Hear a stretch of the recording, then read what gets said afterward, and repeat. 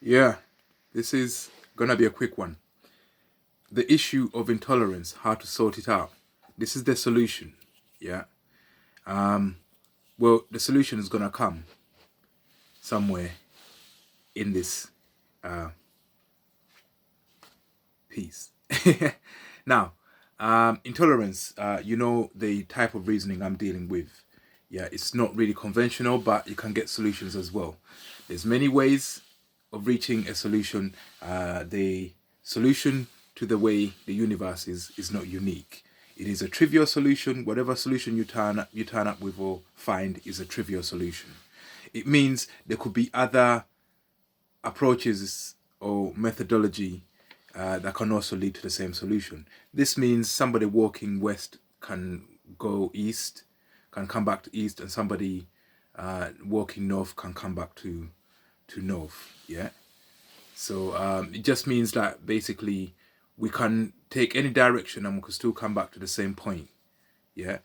Because if you keep walking north, you're going to cross the equator at some time. Yeah. When north starts to become south. Anyway, that's not the point. Intolerance, sorting out intolerance. So basically, this is a solution. It is, no one can tell if it's unique, but it's a solution anyway. So the best way to look at intolerance is to look at it like how you look at constants or imaginary numbers. Basically, you cannot use an imaginary number and not apply it to something that is real. Yeah. Everything's complex. So basically, if I say one, doesn't mean anything until I say one apple or one pear. Yeah. So if you say pi, in my view, it doesn't mean anything until you say pi of a circle, pi of a square.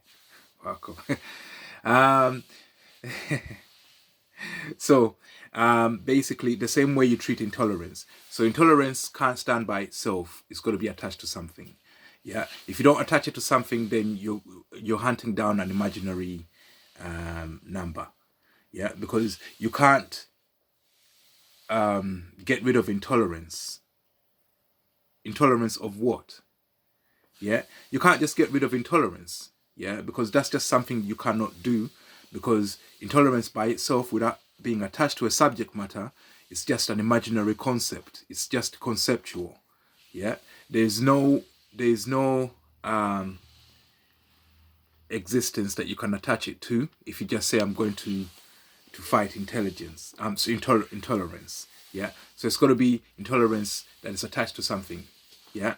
It's because you end up in a situation where you tell someone, yeah, that we have to be intolerant of intolerant people. Yeah.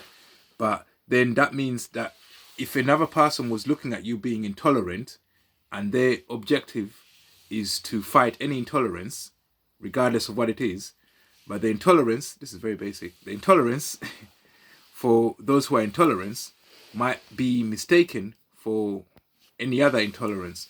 So then you start telling people, when I'm being intolerant of the intolerant, you do not touch me at that time. You have to be tolerant. You have to be intolerant of intolerance only if it's intolerance towards intolerance.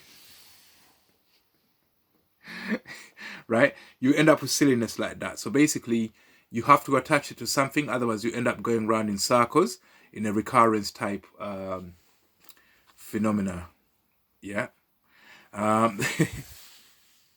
So to fight it, you attach it to something. So you say, right, we're going to get rid of intolerance towards... never use that word by itself. If you use the word by itself, you haven't said anything. It's nothing. It's obsolete.